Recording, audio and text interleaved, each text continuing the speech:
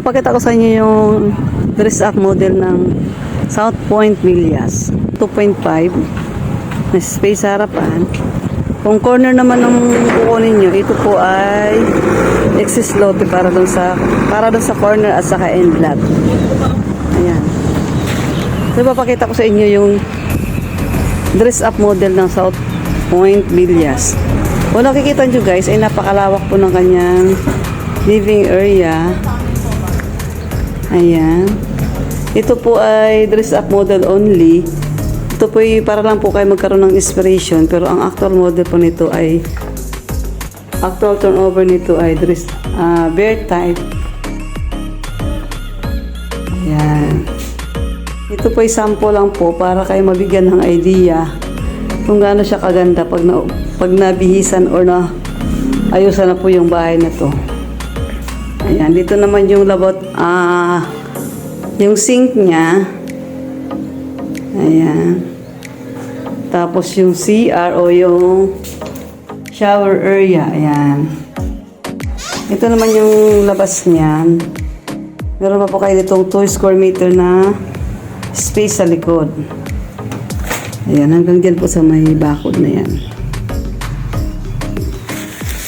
Ayan, pwedeng gawing 3 room po ito. Ayan. Ito po yung unang room. Ayan. Napakaganda at napakalawak ng room na to. Ayan.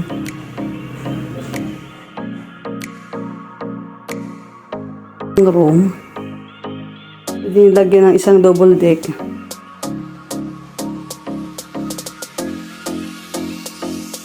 Ayan. At ito naman yung pangatlong room. Kasya din po dito ang isang double deck.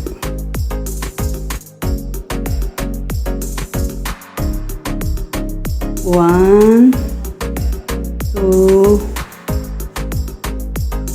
3. Ayan, pwede nyo gawing 3 room.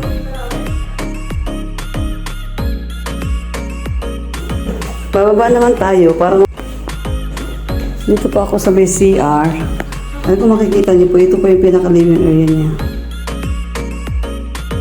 Ito siya kalawak.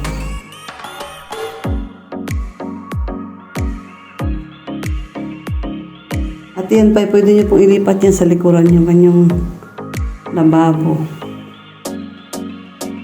Ayan.